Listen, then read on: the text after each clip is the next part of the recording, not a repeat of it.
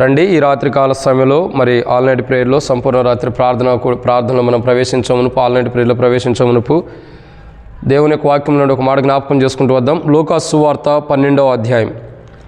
లూకాసు సువార్త 12వ అధ్యాయము 20వ వచనాన్ని ఒకసారి అందరం కలిసి చదువుకుందాం. అయితే దేవుడు, వెరివాడా, ఈ రాత్రి నీ ప్రాణం అడుగుచున్నాను, నీవు సిద్ధపరిచినవి ఎవను వగునని అతనితో చెప్పాను. కాబట్టి దేవుని యొక్క వాక్యాన్ని జాగ్రత్తగా అర్థం చేసుకున్నట్లయితే ఇక్కడ ఒక మాట రాయబడుతూ వచ్చింది, ఓరి వెరివాడా, ఈ రాత్రి నేను నీ ప్రాణం అడుగుచున్నాను, నువ్వు సిద్ధపరిచినవన్నీ ఏమని. కాబట్టి ఈరోజు మనం చూసేటటువంటి అంశం ఏంటంటే బైబిల్లో రాయబడిన మాట ఈ రాత్రి. ఏమనుంది? ఈ రాత్రి. సో దేవుని యొక్క వాక్యాన్ని జాగ్రత్తగా గమనించినట్లయితే ఈ రాత్రి అన్న దాంట్లో కొన్ని మాటలు మనం జ్ఞాపకం చేసుకుంటూ వద్దాం. ఈ రాత్రి అని ప్రభు మాట్లాడుతూ వస్తున్నాడు. అనేక కోణాలలో లూకాసు సువార్త 12వ అధ్యాయంలో ప్రభు మాట్లాడే కోణాలు అనేక భాగాలు విభజించబడుతూ వచ్చినాయి. అయితే ఈ రాత్రి గురించి కొన్ని మాటలు ప్రభు మాట్లాడుతున్నాడు. ఎందుకు ఆ రాత్రి అని ప్రత్యేకించి ప్రభు మాట్లాడుతున్నాడు అంటే కొన్ని విషయాలు అక్కడ బైబిల్లో రాయబడుతూ వచ్చినాయి. ఏమని? ఈ రాత్రి అని ప్రత్యేకంగా ప్రభు ఎందుకు మాట్లాడుతున్నాడంటే దానిని గురించి, అంటే పర్టికులర్గా ఎందుకు ప్రభు మాట్లాడుతున్నాడు అంటే కొన్ని విషయాలు అక్కడ బైబిల్లో ఉన్నాయి. సో వాటిని మనం ధ్యానించే మునుపు ప్రభు నడిపింపు కొరకే చిన్న ప్రార్థన. మమ్మల్ని మిక్కిలికి ఎక్కువగా ప్రేమించిన ప్రియ పరలోకపు తండ్రి, పరిశుద్ధుడివైన దేవా, మీకు స్తోత్రాలు. మీరు ఇచ్చిన కృపకాయ వందనాలు. నాతో మాతో ప్రభావ మీరు మాట్లాడుతూ వస్తున్న మీ ప్రేమంతటిని బట్టి స్తోత్రాలు. ఆరంభ ప్రార్థనలో మీరు నడిపించారు. పాటలు పాడేటప్పుడు మీ స్వరాన్ని మాకు అనుగ్రహించారు. వందనాలు. ఈ సమయంలో తండ్రి, మరి ఈ యొక్క రాత్రికాల సమయంలో తండ్రి, మరి ఆల్ నైట్ ప్రేయర్ కొరకై సంపూర్ణమైన విధానంలో మేము ప్రార్థించుకోవడం కొరకై మాకు అక్కర్లో అవసరత కొలది సంఘానికి మాకును ప్రభావ వ్యక్తిగతమైన విషయాలు అక్కర్లు కొలది ప్రార్థించుకోవడానికి మీరు అనుమతించినటువంటి రాత్రి కూడికను బట్టి స్తోత్రాలు. ఈ కూడిక కొరకై ప్రభా మరి ఆరంభించడానికి మీరు కృపనిచ్చారు. ఆరంభ ప్రార్థనలో పాటలు వాక్య వెలుగులో కూడా వెళ్తుండగా సహాయం చేయండి. ఇప్పుడు వరకు తోడుగుండ దేవుడి పాటల వరకు ప్రార్థన నుండి పాటలు తోడుగుండారు. వాక్య వెలుగులో కూడా మీరు మాకు తోడుగుండండి. ఈ రాత్రి అని మీరు మాట్లాడుతున్నారు నా తండ్రి. నిజమే, ఈ రాత్రి మేము ఇక్కడ సంఘముగా, ప్రజలుగా, నీ దాసురాలుగా ప్రభా చేరి ఉన్నాం నీ సన్నిధిలో ప్రార్థించడానికి. అయితే వేటి విషయమే మేము ప్రార్థించుకోవాలో మీ వాక్య వెలుగులో మాకు బయలుపరచండి. ఈ రాత్రి అని మీరు పర్టికులర్గా ప్రభా మీరు పాయింట్ అవుట్ చేసి మాట్లాడుతున్నారు. ఈ రాత్రి అన్నది మా జీవితాలు ఎంతో విలువైనది. కాబట్టి ఈ రాత్రికాల సమయంలో ఆల్ నైట్ ప్రేయర్లో ప్రభా మేము ఎంతో నేర్చుకోవాల్సిన ఏవైతుండే నేర్పించండి, సరి చేసుకోవాల్సిన ఏవైతుండే సరిచేయండి. దేవా, ఆత్మీయంగా స్థిరపడాల్సిన ఏవైతుండే స్థిరపరచండి.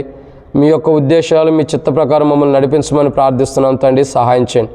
నాతో మాతో మీరు మాట్లాడమని ప్రార్థిస్తున్నాం ప్రభా. మీరే కృపను అనుగ్రహించండి తండ్రి. మీ చిత్తానికి నేను ఎప్పుడు విరోధిని కానని ఒప్పుకొంచున్నాం ప్రభా. దయతో జ్ఞాపకం చేసుకుని మీ చిత్తమే మా పట్ల సిద్ధించును గాక. సహాయం చేయండి.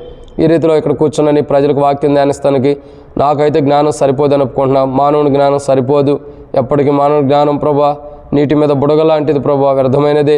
ఓ రకంగా చెప్పాలంటే దుమ్ము వంటిది, ధూళి వంటిదని ఒప్పుకొంచున్నా ప్రభు. నా మటుకు నాదైతే. కాబట్టి ఇక్కడ కూర్చొని ప్రజలకు వాక్యం ధ్యానిస్తానికి కావాల్సిన జ్ఞానం నాకు సరిపోదు. కాబట్టి మీ పరలోక జ్ఞానం అనుగ్రహించండి. ఆ తెరవబడిన ఆకాశం మాకు అనుగ్రహించండి తండ్రి. ఆకాశం ఇప్పబడదన్నంత విస్తారమైన నీ పరిశుద్ధాత్మ ద్వారా ప్రభు నువ్వే నీ ఆత్మ ద్వారా అభిషేకించి నన్ను మమ్మల్ని జ్ఞాపకం చేసుకుని మాకు అవసరమైన మాటలు దాసుని ద్వారా పలికించమని ప్రార్థన చేస్తున్నాం. తిరిగి తండ్రి పరిశుద్ధాత్మ అభిషేకం నడిపింపు మాకు దయచేయండి. పైన ఉన్న అభిషక్తులు, కింద ఉన్న అభిషక్తులు ఒకసారి జ్ఞాపకం చేసుకుని రాత్రికాల సమయంలో అభిషేకించండి. ఈ రీతిలో తండ్రి మరొకసారి మీ సన్నిధిలోకి వస్తున్న జ్ఞాపకం చేసుకోండి తండ్రి. ఈ దినం పరిచర్ల ప్రయాణాలు ఈ దినం అంతట్లో మీరు తోడుగుండారు. ఈ రాత్రికాల సమయంలో కూడికలో కూడా తోడుగుండి. ఈ రీతిలో తండ్రి మీరు జ్ఞాపకం చేసుకోండి. నన్ను ప్రభా మరి మీ యొక్క కలవర్షుల యొక్క రక్త ప్రోక్షణ కింద తెచ్చుకుంటున్నాను. నేను జ్ఞాపకం చేసుకున్నా పైన కలవర్షులు శత్రుపైన విజయాన్ని పొందిన రక్తాన్ని ప్రోక్షించుకుంటున్నా. మీ రక్త ప్రోక్షణ కిందకు వస్తున్న సహాయం చేయండి. మీ రక్తాన్ని మా పైన ప్రోక్షించుకుంటూ మీ రక్త ప్రోక్షణ కిందకు వస్తూ అంధకార శక్తులు బంధించమని ప్రార్థన చేస్తున్నాం. కలవర్షుల యొక్క రక్త ప్రోక్షణలో ప్రభా ఎంత విజయం ఉందో అంత విజయవంతమైనటువంటి వర్తమానం, విజయవంతమైన ప్రార్థన జీవితం మీరు మాకు దయచేయండి. అందుమాత్రమే కాదు తండ్రి ప్రభా, అనేకమైన విషయాలు ప్రభా మాకు అవసరమైనవి కూడా మేము ప్రార్థన చేసుకోవడానికి సహాయం చేయండి. ఈ దినము ప్రభా చేయబడే ప్రార్థనలు వ్యర్థంగా పోకుండా మేము ఎలాగైతే ఆసక్తితో ఈ కూడికలో పాల్గొంటున్నామో చేయబడే ప్రార్థనలు కూడా వ్యర్థంగా పోకోకుండా ప్రభా ఎంత ఆసక్తి కలిగినో అంత ఆసక్తిగా నీకు మొరపెట్టడానికి, తద్వారా మీరు కూడా అంత ఆసక్తిగా మాకు సహాయం చేయమని ప్రార్థన చేస్తున్నాం తండ్రి. మీరే కనికరించండి. అందరూ హృదయాలను ఎరిగిన ప్రభువా, మీరే మా హృదయాలను ఎరిగిన దేవుడు కాబట్టి ప్రభా మీ చిత్తం, మీ ఉద్దేశం మా హృదయాలకు అవసరమైనది అనుగ్రహించి ఆత్మీయ ఆహారాన్ని అనుగ్రహించండి. భౌతికంగా కూడా మీరు ఏమి ఇవ్వాలనుకున్నా మా హృదయాలకు అది మీరు అనుగ్రహించి మేము పొందండి. నాతో మాతో మీరు మాట్లాడమని మీ దయగల హస్తములకు అప్పచెబుతూ ముందున్న సమయం అంతా దీవించమని మీ నడిపింపును కోరుకుంటూ మాతో మాట్లాడి మా ప్రతి ఒక్కరు తీర్చమని ప్రభువైన యేసుక్రీస్తు నామం పేరటి శ్వాసంతో ప్రార్థిస్తున్నాం తండ్రి, ఆమేన్. కాబట్టి ఇక్కడ చూసిన ఒక మాట చూసినట్లయితే 12వ అధ్యాయము 20వ వచనంలో లూకాసు సువార్తలో రాయబడిన మాట ఏంటంటే ఈ రాత్రి ఏమని రాయబడుతూ వచ్చింది? ఈ రాత్రి. సో ఈ రాత్రి అన్నది చాలా విలువైనది. ఈ రాత్రి అన్నది ఎలాంటిది? చాలా విలువైనటువంటి. కాబట్టి ప్రభువు స్పష్టంగా మాట్లాడుతున్నాడు ఒక ధనవంతుడి గురించి, లేదంటే అనేక రకమైన విషయాల్లో పక్కన చుట్టుపక్కల ఉన్న వారిని బట్టి కానీ మనుషులను బట్టి కానీ ప్రభు మాట్లాడుతున్నటువంటి అంశం ఏంటంటే ఈ రాత్రి అని పర్టికులర్గా ప్రభు దాన్ని ఒక పాయింట్అవుట్ చేసి, అంటే పర్టికులర్గా దాన్నే ఎత్తి చూపిస్తూ మాట్లాడుతున్నాడు ఈ రాత్రి. సో ఈ రాత్రి అన్నది చాలా విలువైనది. ఒక వ్యక్తి ఉన్నాడు, తనకు ఆ రాత్రి ఎంతో విలువైనది. ఎంత విలువైనదంటే ఆ రాత్రి, దాని గురించి ప్రభు స్పష్టంగా మాట్లాడుతూ వస్తున్నాడు. కానీ ఆ వ్యక్తి యొక్క జీవితంలో అంత విలువైనటువంటి రాత్రిని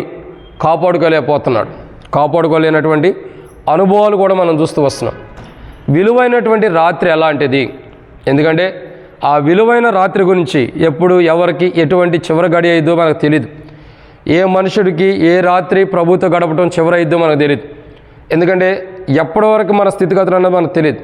కానీ ప్రభు అన్నాడు ఈ రాత్రి చాలా విలువైనది. మనకి ఈ రాత్రి చాలా విలువైనది. ఎందుకంటే రేపటి రాత్రి కొరకు మనం ఉంటామో లేదో తెలియనటువంటి జీవితాలు ఉన్న రాత్రి మనం ఏం చేయాలా? ఈ రాత్రి కాల సమయంలో మన జీవితంలో ప్రార్థన చేయడానికి వచ్చిన మనం విలువైనటువంటి రాత్రి కొరకు మనం దేని విషయంలో ఈ రాత్రి ప్రార్థన చేయాలంటే బైబిల్లో కొన్ని కోణాలు ఉన్నాయి. దాంట్లో మొదటి మాటని ఇక్కడ చూసినట్లయితే లూకాసు సువార్త 12వ అధ్యాయంలో మనం దేవుని యొక్క వాక్యాన్ని చూస్తున్నాము. మొదటి మాటను చూసినట్లయితే 20వ వచనం, లూకాసు సువార్త 12వ అధ్యాయం 20వ వచనం. అయితే దేవుడు వెరివాడా ఈ రాత్రి నీ ప్రాణం అడుగుచున్నాను.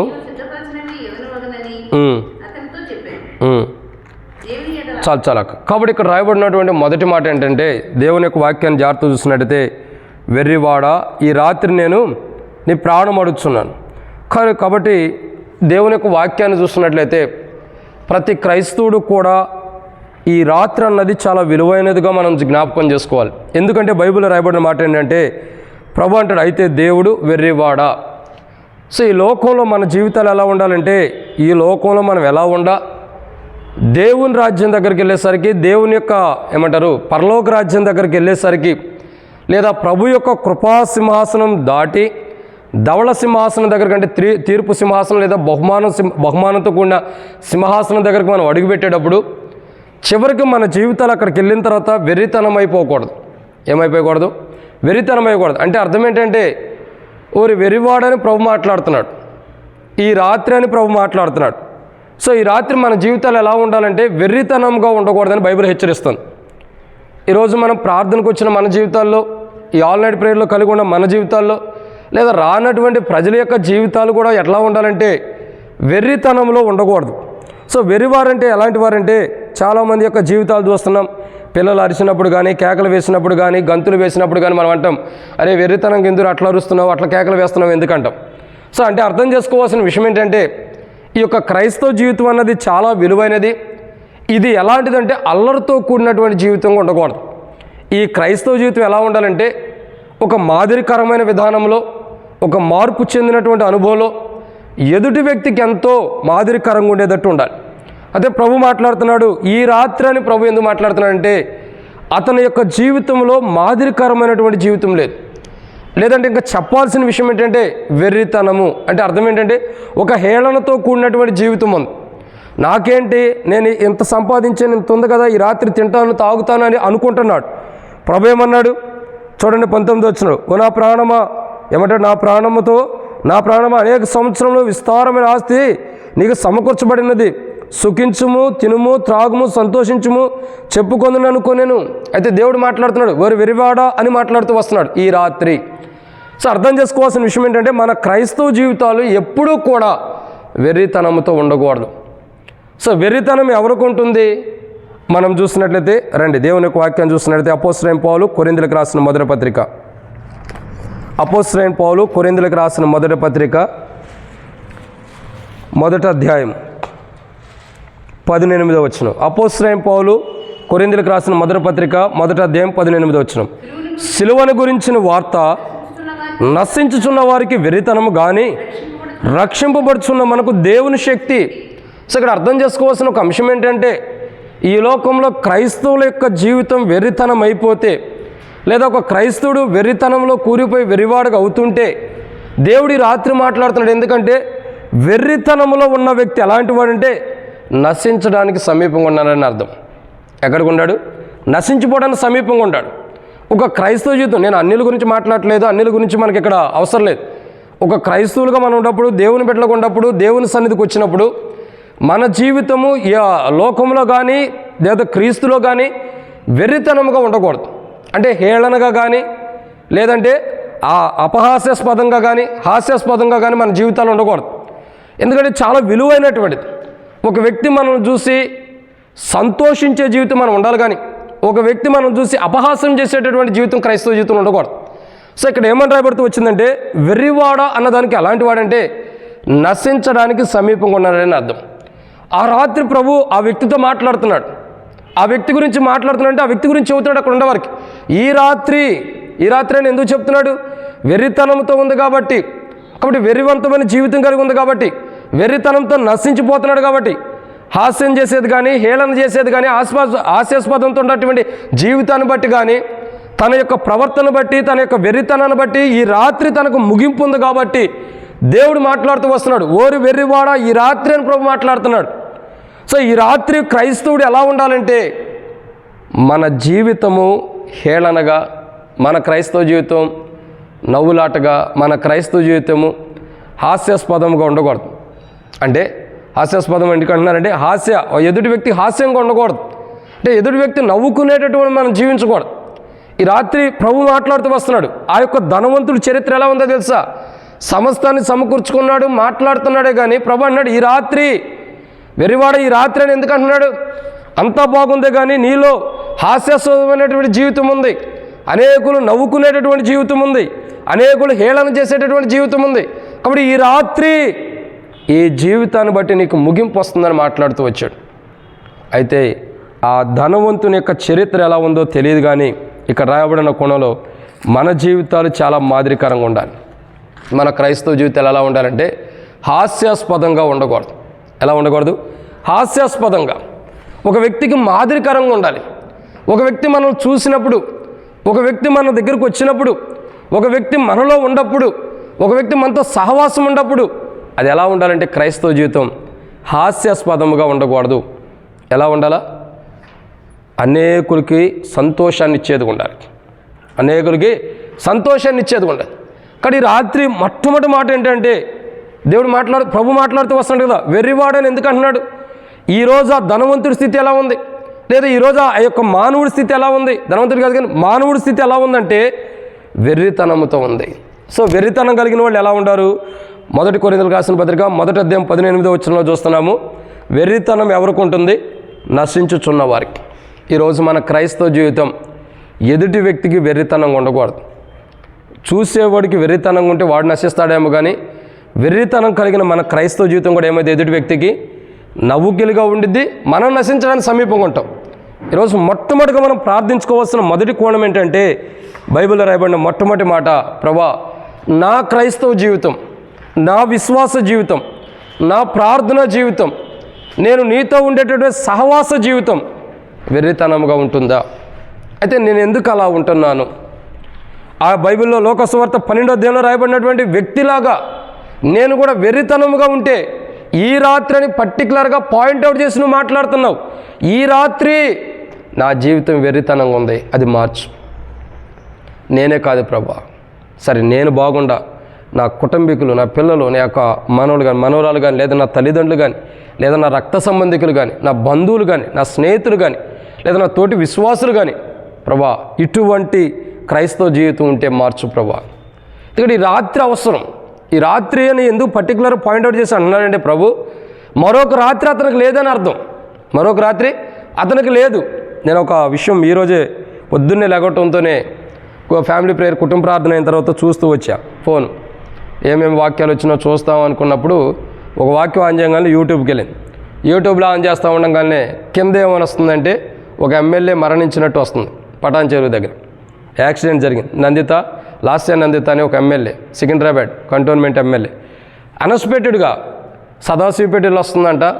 అక్కడి నుండి వస్తూ ఉండగానే యాక్సిడెంట్ జరిగింది.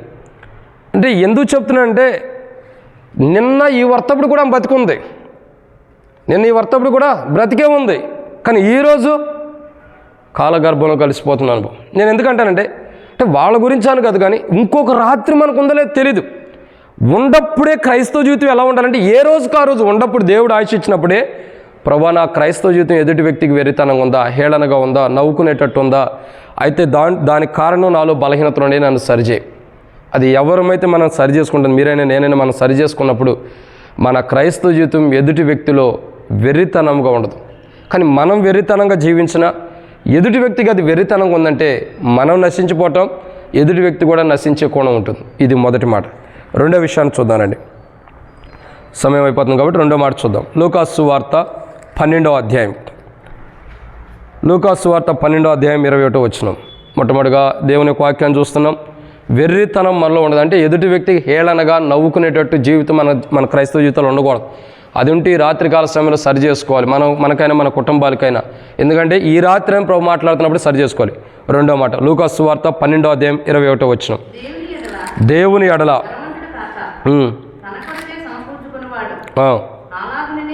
చాలక్క. కాబట్టి ఇక్కడ రెండో మాట రాయబడుతూ వచ్చింది, దేవుని ఎడల ధనవంతుడి కాక. ఈ రాత్రి ఆ వ్యక్తి గురించి ఎందుకు మాట్లాడుతాడంటే ప్రభు, ఆ వ్యక్తి ఎక్కడ ధనవంతుడు ఉన్నాడు? ఎక్కడే రాయబడుతూ వచ్చింది, దేవుని ఎడల ధనవంతుడు. అంటే అర్థం ఏంటి? ఎక్కడ ధనవంతుడు ఉన్నాడు? లోకం. సో ప్రభు మాట్లాడుతున్న మాట అదే. ఒకటి, వెర్రితనమైన జీవితం నీలో ఉంది అని ప్రభు మాట్లాడాడు ఆ యొక్క మనుషుడు గురించి, ఉపమానంగా చెప్తూ వస్తున్నాడు. రెండు, ధనవంతుడు ఎక్కడ? దేవునిలో కాక. అంటే క్రీస్తులో ధనవంతుడు కాక. ఎక్కడ ధనవంతుడు ఉన్నాడు? లోకంలో. అంటే నేను ఏమంటానంటే, ఈ లోకంలో ధనాన్ని సమకూర్చుకోవద్దని నేను అన్నాను, కానీ ఇక్కడ ధనవంతుడు ఏమనుకుంటున్నాడు?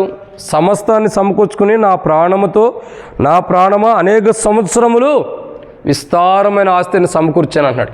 అంటే తన జీవితం ఏం కనపడుతుంది అక్కడ? నేనంటే ఈ లోకంలో మనం సంపాదించుకోవద్దని నేను అన్నాను, దాని గురించి మనకు ఆలోచన కాదు. ఇక్కడ అనేకమైన విషయాల్లో అనేక మందికి ఏ ఆలోచనలు ఉంటాయంటే ధనం మీద ఎక్కువ మనసు ఉండేది. సో బైబిల్ కూడా రాయబడుతూ వచ్చింది. మనం జాగ్రత్తగా చూసినట్లయితే అనేక కోణాల్లో ఎబ్రీ పత్రికలో కానీ అనేక పలు ప్రాంతాల్లో రాయబడుతూ వచ్చింది. ఏమని రాయబడుతూ వచ్చిందంటే, ధనం మీద ఎక్కువ ఆశ ఉండకూడదు. ఎందుకంటే ధనం అన్నది చాలా నష్టం చేసేది ఉంటుంది. సో ఇక్కడ అర్థం చేసుకోవాల్సిన ఒక విషయం ఏంటంటే, బైబిల్లో కూడా అనేక కోణాల్లో కూడా ఉండేది, నీ ధనం ఎక్కడుండునో నీ హృదయం అక్కడ. సో ఈ రాత్రికాల సమయంలో ఈ యొక్క మనుషుని యొక్క హృదయం ఎక్కడ ఉంది చెప్పండి? ఈ రాత్రి ఈ మనుషుని యొక్క హృదయం ఎక్కడుంది? అర్థమైతే చెప్పండి. ఈ రాత్రి ఆ మనుషుడి యొక్క హృదయం ఎక్కడుంది? ధనం దగ్గర ఉంది. ప్రభు అన్నాడు కదా, నీ ధనం ఎక్కడుండునో ఈ హృదయము అక్కడ ఉంటుంది అన్నాడు. అంటే ఈ రాత్రి ఆ ప్రభు మాట్లాడే రాత్రి, ప్రభు సెలవిస్తున్నటువంటి రాత్రి, ఆ ధనవంతుడి యొక్క హృదయం ఎక్కడుంది? ధనము దగ్గరే ఉంది. అంటే అర్థం ఏంటి? దేవుని దగ్గర లేదని అర్థం.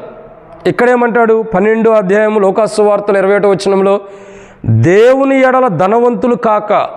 అంటే మరి దేనిలో ధనవంతులుగా ఉన్నాడు? లోకంలో ధనవంతుడుగా ఉన్నాడు. కాబట్టి హృదయం ఎక్కడుంది? లోకంలో ఉన్న ధనం దగ్గరే ఉంది. కానీ బైబిల్ అంటుంది లోకంలో ధనవంతులుగా ఉంటున్నాం, అంటే దేవుని ఎడల ధనవంతులు కాదంట. ఈ మాట చాలా విలువైంది. ఆ వ్యక్తి గురించి పర్టికులర్గా ఈ రాత్రి అని ప్రభు ఎందుకు మాట్లాడుతున్నాడంటే, ఈ రాత్రి అని ఎందుకు మాట్లాడుతున్నాడు? పాయింట్అవుట్ చేసి దాన్నే ఎందుకు పైకి ఎత్తి చూపిస్తున్నాడు ప్రభు అంటే, ఒకటి వెర్రితనంగా ఉన్నాడు ఆ వ్యక్తి. రెండోదిగా చూస్తున్నట్లయితే ఈ లోక ధనంలో కూరుకుపోయాడే కానీ పరలోక రాజ్యంలో ధనాన్ని సమకూర్చుకోవాలి అంటాడు కదా. దేవుని ఎడల ధనవంతులు గాక. ఎవరి ఎడల? దేవుని ఎడల. మనం ఇంత క్రైస్తవ జీవితాన్ని జీవించేది దేనికి? ఇంత ప్రార్థనా జీవితం, ఇంత ఆరాధన జీవితం, ఇంత దేవుని స్తుతించేది, బల్లో పాల్గొనేది, ప్రభు సన్నిధిలో గడిపేది, లేదా ఉదయాన్నే లేచి మనం దేవునితో గడిపే సావాసం కానీ ప్రార్థనా జీవితాలు, ఇవన్నీ దేనికి? మందిరానికి ఎందుకు వస్తున్నాం? మందిరంలో ఎందుకు ఉంటున్నాం? ఇవన్నీ కారణం ఏంటంటే క్రీస్తులో ధనవంతులు అయ్యి దేవుని రాజ్యంలో బహుమానం పొందటానికి. సో ఇక్కడ ధనవంతులు కానప్పుడు దేవునిలో ధనవంతులు, ఎక్కడంటే లోకంలో కాదు, క్రీస్తులో ధనవంతులుగా మనం లేనప్పుడు దేవుని రాజ్యంలో బహుమానం కూడా రాదు. సో ఇక్కడ ఈ వ్యక్తి యొక్క హృదయం ఎక్కడ ఉన్నది అర్థం చేసుకోండి. మానవుని యొక్క హృదయం ధనం దగ్గర ఉండేది అని ప్రభు మాట్లాడుతున్నాడు. ఏమన్నాడు? నీ ధనం ఎక్కడున్నా నీ హృదయం ఎక్కడ ఉంటుంది. మన ధనం ఎక్కడ ఉండాలా? దేవుని ఎడలు ఉండాలి. అంటే మన హృదయం ఎక్కడ ఉండాలా? దేవుని ఎడలు ఉండాలి. కానీ ఇక్కడ హృదయం గురించి మాట్లాడినట్టయితే పత్రికలో చూస్తే ఎక్కడ ఉంది? నీ ధనం ఎక్కడున్నా నీ హృదయం ఎక్కడంటే మానవుని యొక్క హృదయం 2 చోట్ల ఉంటుంది. ధనాన్ని బట్టి 2 చోట్ల ఉంటుంది. ఒకటి లోకంలో ఉన్న ధనం మీద ఉంటుంది, రెండో పరలోకంలో ఉన్న ధనం మీద ఉంటుంది. ఈ రాత్రి కాల సమయంలో ఈ రాత్రి అని ప్రభు మాట్లాడుతున్నప్పుడే ప్రభా నా యొక్క హృదయము పర సంబంధమైన ధనం మీద లేదు. అందుకే రాయబడుతూ వచ్చింది, ఒకడు సర్వలోకము సంపాదించుకుని, అంటే ఈ లోక ధనం ఎంత సంపాదించుకున్నా ప్రాణం పోగొట్టుకుంటే ప్రయోజనం ఏముంది? అందుకే పౌలు కూడా అనేక విషయాలు చెప్తూ వస్తాడు. మనం ఎన్నో సందర్భాల్లో ధ్యానించుకుంటూ వచ్చాం. నా మటుకు బ్రతుకుట క్రీస్తే, చావు అయితే లాభమే. లాభం అంటే అర్థం ఏంటి? లాభం ఎందుకు వచ్చింది? పెట్టుబడి పెట్టినప్పుడే లాభం వచ్చింది. పెట్టుబడి ఏం పెడుతున్నాడు పౌలు? తన ప్రాణాన్ని పెట్టుబడికి పెడుతున్నాడు. తద్వారా పౌలుకి ఏమొస్తుంది? లాభం వచ్చే విధానం ఉంది. సో పౌలు కూడా అదే మాట్లాడుతున్నాడు. పౌలు ధనం ఎక్కడుందంటే పరలోక రాజ్యంలో ఉంది. ఈ లోకంలో ధనవంతుడిగా పౌలు లేడు, ఉండటానికి కూడా ఇష్టపడతల్లా. అందుకే డేరాలు గుట్టేవారితో ఉంటున్నాడు. అందుకే అనేక ప్రాంతాల్లో ఖైదీగా ఉండటానికి ఇష్టపడుతున్నాడు. అనేక ప్రాంతాల్లో సముద్రపు ఒడ్లో కూడా నడవడానికి ఇష్టపడుతున్నాడు. అనేక ప్రాంతాల్లో మరి నావలో అంటే ఓడలో కూడా ప్రవేశించడానికి ఇష్టపడి ఓడలోనే సమస్తం ఉండగా కోల్పోయిన స్థితిలో కూడా ఉంటూ వస్తున్నాడు. ఇవన్నీ దేనికి సంబంధిస్తున్నాయి అంటే ఈ లోక ధనముతో పౌలుకి సంబంధం లేదు. పౌలుకి ఈ లోక ధనముతో కాదు. మనం పౌలు పత్రికలు చదివితే పౌలు యొక్క క్రైస్తవ జీవితం ఎంత బాగుందన్నది అర్థమైంది. బైబిల్ మొత్తం మనం అర్థం చేసుకోలేకపోయినా, బైబిల్ మొత్తం మనం చదవలేకపోయినా, ఒక పౌలు పత్రికలు మనం చదివితే చాలు మన క్రైస్తవ జీవితం ఎంతో మాదిరికరంగా ఉంటుంది. ఒక్కొక్క చోట గట్టిగా రాస్తాడు, ఒక్కొక్క చోట మృదువైన విధానంలో రాస్తాడు, ఒక్కొక్క చోట సున్నితమైన విధానంలో రాస్తాడు, ఒక్కొక్క చోట హెచ్చరించే కోణంలో రాస్తూ వస్తాడు. ఎందుకంటే తన జీవిత చరిత్రను బట్టి. ఈ రాత్రి అని ఎందుకు మాట్లాడుతున్నానంటే క్రీస్తులో మనం ధనవంతులు కావాలి. కానీ ఇక్కడ ఈ రాత్రి మాట్లాడుతూ ఏ వ్యక్తి గురించి ఈ రాత్రి అన్నాడో ఆ మనుషుడు క్రీస్తులో ధనవంతుడిగా లేడు. అందుకేమనుంటుంది 19 వచనం చూసినట్లయితే, నా ప్రాణముతో ప్రాణము అనేక సంవత్సరములు విస్తారమైన ఆస్తి నీకు సమకూర్చబడి ఉంది. ఏమన్నాడు? విస్తారమైన ఆస్తి అంటే ఈ లోక సంబంధమైన ఆస్తి సమకూర్చబడిన దాంట్లోనే ఉంటున్నాడు. కానీ దేవునిలో ఆస్తిని, దేవునిలో ధనవంతుడు అవటానికి, చేరువ అవటానికి కూడా లేని స్థితిలో ఉంటున్నాడు. కనీసం సమీపంగా కూడా రాలేకపోతున్నాడు. ప్రభు మాట్లాడుతున్న మాట అదే. ఈ రాత్రి నా వ్యక్తి గురించి ఎందుకు మాట్లాడాడు? ఎందుకు ఉపమానంగా కానీ అనేక కోణంలో మనతో మాట్లాడుతూ వచ్చాడంటే, ఒకటి ఆ వ్యక్తి యొక్క జీవితంలో రాత్రి వరకు ఎలా ఉన్నాడంటే, చివరి రాత్రి అతనికి ఎలా ఉన్నాడంటే వెర్రివాడుగా ఉంటున్నాడు, హేళనగా ఉంటూ వస్తున్నాడు. రెండోదిగా ఆ రాత్రి ఆ వ్యక్తి జీవితం ఎలా ఉందంటే లోక సంబంధమైన ధనం మీద హృదయం ఉంది, కానీ పర సంబంధమైన ధనం మీద హృదయం లేదు. తద్వారా రాత్రి ప్రభు మాట్లాడుతున్నాడు, ఈ రాత్రి దేవుని ధనవంతుడు కాక. ఎక్కడ ధనవంతుడు అయ్యాడు? లోకంలో. దాని విషయంలో మాట్లాడుతున్నాడు ప్రభు మాట్లాడుతున్న మాట ఏంటంటే, లోకంలోనే ధనవంతుడివి, క్రీస్తులో కాదు. ఈరోజు మనకు కావాల్సినటువంటి మాట ఏంటంటే, మనం ప్రార్థన చేసుకోవాల్సింది, ప్రభు నన్ను క్రీస్తులో ధనవంతుడిగా చేయి. ఎక్కడ? క్రీస్తులో, లోకంలో కాదు.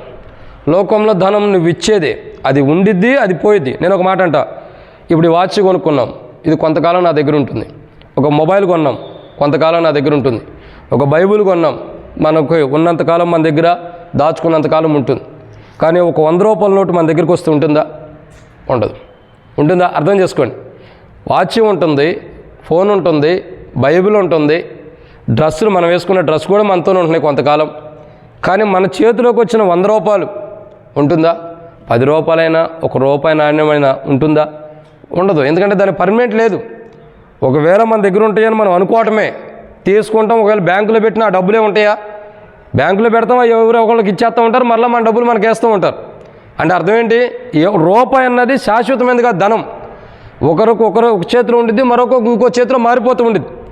ఈరోజు మంది, రేపటి దినం ఇంకొకరిది, లేదా ఈ గడియ మంది, ఇంకో గడియ ఇంకొకరిది అయ్యి ఉండొచ్చు, చెప్పలేం. కానీ ధనం ఎలాంటిదంటే స్టాండర్డ్గా ఉండేది కాదు, స్థిరమైనది కాదు. ధనం ఎలాంటిది?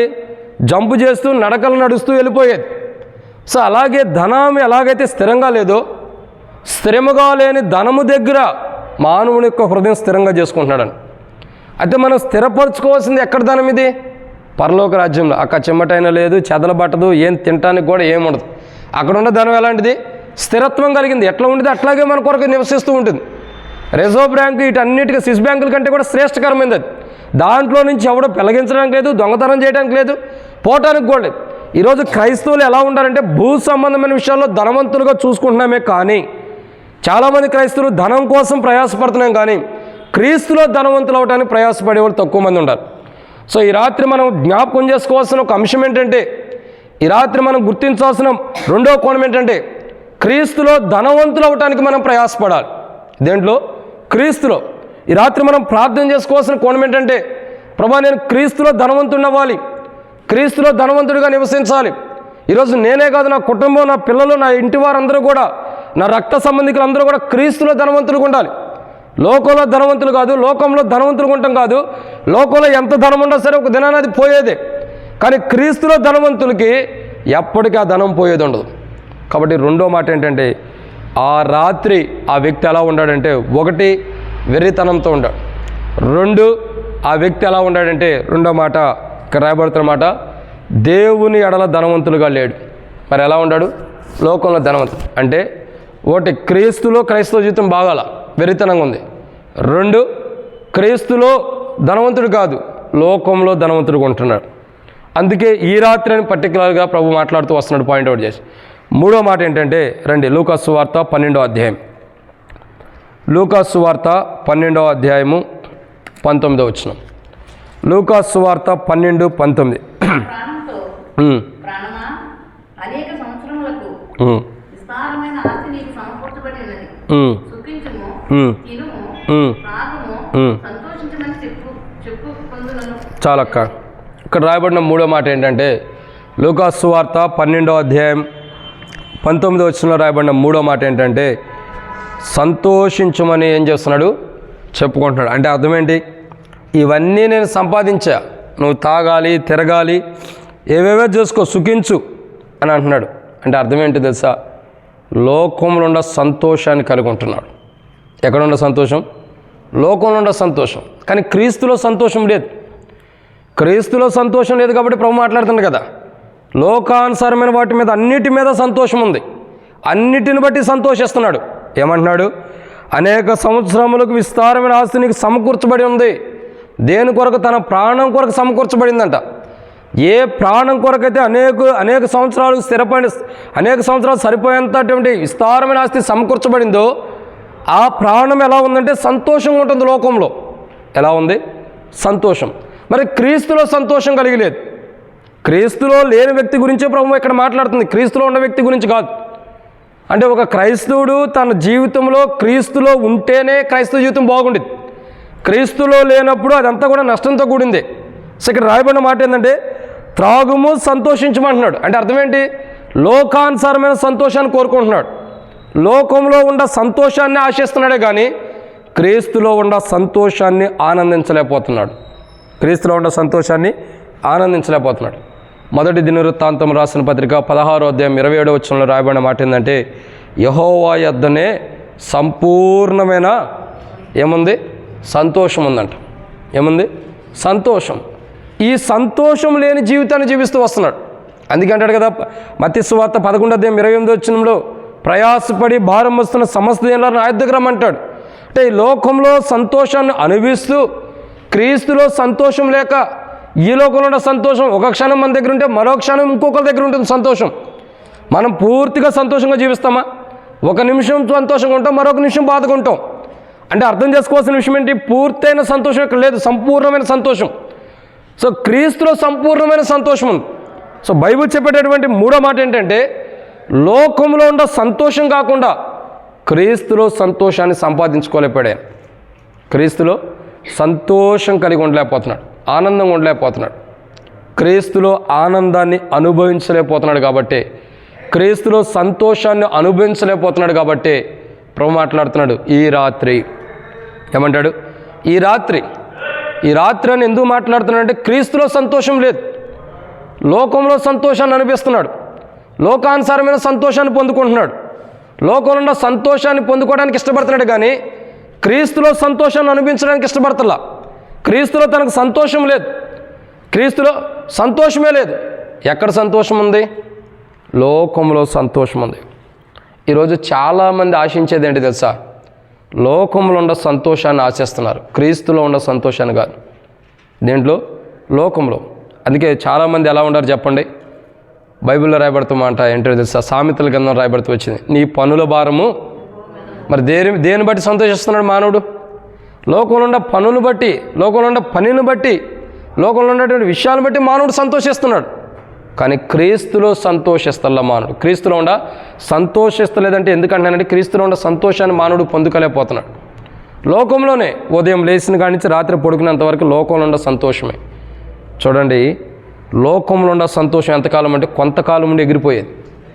కొంతకాలం ఉండి ఎగిరిపోయేది. మీరు చూడండి, సింపుల్గా మనకు అర్థం కావటానికి ఒక మ్యాటర్ చెప్తా.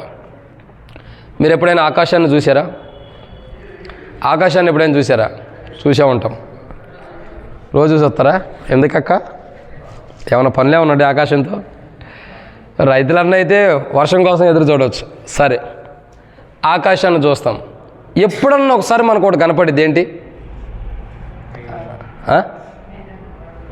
మేఘాలు. ఓకే, ఇంకా ఎప్పుడన్నా ఒకసారి కనపడాయి ఇంద్రధనుసు. ఇంకా సరే, నేను చెప్పేస్తా చూడండి. ఎప్పుడన్నా ఒకసారి అంటే ఎప్పుడన్నా అంటే ప్రతిసారి కాదు, అప్పుడప్పుడు మనకు కనపడేది ఏంటంటే ఒక హెలికాప్టర్, ఒక విమానమో కనపడిద్ది. ఏం కనపడిద్ది? ఇంద్రధనుసు ఉండిద్ది. దాని దేవుని సృష్టి కాబట్టి దానితో మనం పోల్చలేం. ఒక విమానం కానీ ఒక హెలికాప్టర్ కానీ ఆకాశంలో కనపడింది. కనబడినప్పుడల్లా ఏం చేస్తాం చెప్పండి? పిల్లలు అయితే ఏం చేస్తారు? మీరు పిల్లలకు ఉన్నప్పుడు చూసిన సంగతి చెప్పండి. ఉండే అప్పటికి దేవునికి వందనాలు. ఏం చేస్తాం? ఆ సంతోషం చెప్పండి. ఇప్పుడు వద్దు. చిన్నపిల్లలప్పుడు ఏం చేస్తాం? హెలికాప్టర్, విమానం చూడంగానే అరే మన ఊర్లో కూడా విమానం వెళ్తుందిరా అంటాం. పరిగెట్టుకుంటూ వస్తాం. ఎక్కడ ఉండగానే శబ్దం ఏంటి? శబ్దం ఏంటి? లోకం మొత్తం చూస్తాం. మనం ఏడు చూసే లోపల అది ఎక్కడ ఉంటుంది? మొత్తం తిరిగి చూస్తాం. చివరికి ఏమంటాం? అదిగో విమానం వెళ్తున్నాడు, అదిగో కేసీఆర్ లేకపోతే ఇంకోళ్ళు చంద్రబాబు నాయుడు ఎవరో ఒకళ్ళు జగన్ వెళ్తున్నాడు అంటాం. ఇప్పుడైతే మారిపోయింది. అప్పుడు ఏమనుకునేవాళ్ళం? ఎందుకంటాం? ఒక సంతోషం. దాంట్లో ఎవరు వెళ్తున్నారు తర్వాత సంగతి. అది చూడంగానే ఒక ఆనందం.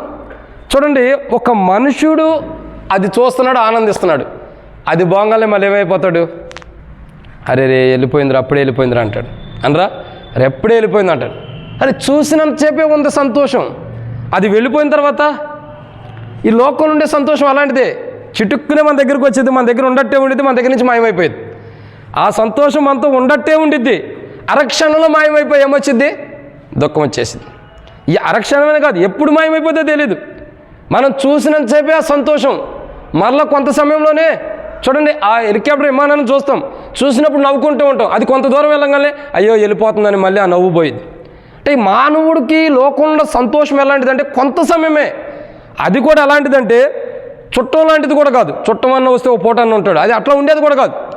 అట్లా వచ్చి అట్లా వెళ్ళిపోతూ ఉండేది. కానీ ఈ మానవుడు పరిపూర్ణమైన సంతోషాన్ని పోగొట్టుకుని, ఎప్పటికుండే సంతోషాన్ని పోగొట్టుకుని, జీవితకాలమంతూ ఉండే సంతోషాన్ని పోగొట్టుకుని, నిత్యత్వంలో దేవుడు సిద్ధపరిచిన సంతోషాన్ని పోగొట్టుకుని ఈ లోకానుసారమైన సంతోషం కొరకు మానవుడు జీవిస్తున్నాడు, దాన్ని పొందుకుంటూ వస్తున్నాడు. క్రీస్తులో ఉండే సంతోషాన్ని మానవుడు ఏం చేసుకుంటున్నాడు? పోగొట్టుకుంటున్నాడు. అదే ఈ వ్యక్తిలో ఉంది. ఈ వ్యక్తి క్రీస్తులో ఉన్న సంతోషాన్ని పోగొట్టుకున్నాడు. మరి దేని పట్టుకుంటూ వచ్చాడు?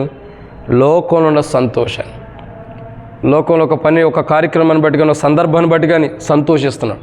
అందుకే దేవుడు మాట్లాడుతూ వచ్చాడు. ఈ రాత్రి ఎందుకు మాట్లాడుతున్నాడు? క్రీస్తులో సంతోషంగా లేడు. క్రీస్తులో ఉన్న సంతోషాన్ని పొందుకోలేకపోతున్నాడు. అందుకే దుఃఖముతో, బాధతో, వేదనతో, లోపలే కృంగి కృషించిపోవడానికి, లోపలే వేదన ఉండటానికి గల మానవుడు కారణం ఏంటంటే క్రీస్తులో ఉన్న సంతోషాన్ని పొందకపోవటమే. ఒక మానవుడికి వేదన, దుఃఖము, బాధ లోపలే హృదయంలో లేదంటే అంతరంగంలో కలవరం ఎందుకంటే క్రీస్తులో ఉన్న సంతోషాన్ని అనుభవించకపోవడం. ఈ రాత్రి మనం క్రీస్తులో ఉన్న సంతోషం కొరకు ప్రార్థించాలి. ప్రభా, ఒకవేళ అనుభవిస్తే దేవుని కొందనాలి, ఇంకా అనుభవించాల్సిన ఎంతో సంతోషం ఉండేది. అట్టి సంతోషం నాకు, నా కుటుంబానికి. ఎందుకంటే ప్రతి సందర్భంలో దుఃఖం వస్తుంది, బాధ వస్తుంది, కలవరం వస్తుంది, టెన్షన్ వస్తుంది, ఇబ్బందులు వస్తున్నాయి, సమస్యలు వస్తున్నాయి, ఏదో ఒక దుఃఖం నన్ను వెంటాడుతుంది. కాబట్టి ప్రతి సందర్భంలో క్రీస్తులో ఉన్న సంతోషాన్ని నాకు కావాలి. చూడండి, క్రీస్తులో ఉన్న సంతోషాన్ని మనం అనుభవించేటప్పుడు పౌలు కూడా అంటూ వస్తాడు అనేక పర్యాయంలో, ఖడ్గమైనను, బాధ అయినను, వస్త్రహీనత అయినను, హింస అయినను, వేదనైనను, ఇంకా అనేకమైన ఉన్నాయి. క్రీస్తు ప్రేమ నుండి మనల్ని అంటే క్రీస్తు ప్రేమ అనేది క్రీస్తులో ఉన్న సంతోషం.